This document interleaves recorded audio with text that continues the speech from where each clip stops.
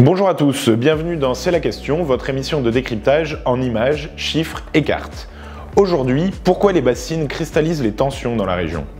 Cocktail Molotov contre lacrymo, garde à vue et poursuite pénale contre recours juridique, la campagne du Poitou-Charentes est devenue un vrai champ de bataille, avec comme point d'orgue la manifestation du 29 octobre dernier à Sainte-Soline dans les Deux-Sèvres. Au cœur de la bagarre, les bassines. Ces réservoirs agricoles pompent l'eau dans les nappes phréatiques en hiver. Ils se transforment ensuite en bassins de centaines de milliers de mètres cubes, utilisables en été pour irriguer les cultures. La discorde se noue entre irrigants et militants écologistes.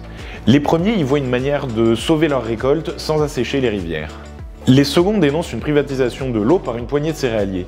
Ils pointent aussi un assèchement des nappes, puisque les sécheresses s'étalent de plus en plus tard dans l'année. Mais les bassines, c'est pas nouveau. En Charente, on en compte déjà une trentaine, essentiellement dans le nord du département. Alors pourquoi ce coup de chaud? C'est simple. Pour répondre aux sécheresses plus fréquentes et plus sévères, les projets se multiplient. En Charente, 7 réservoirs doivent voir le jour dans les prochaines années.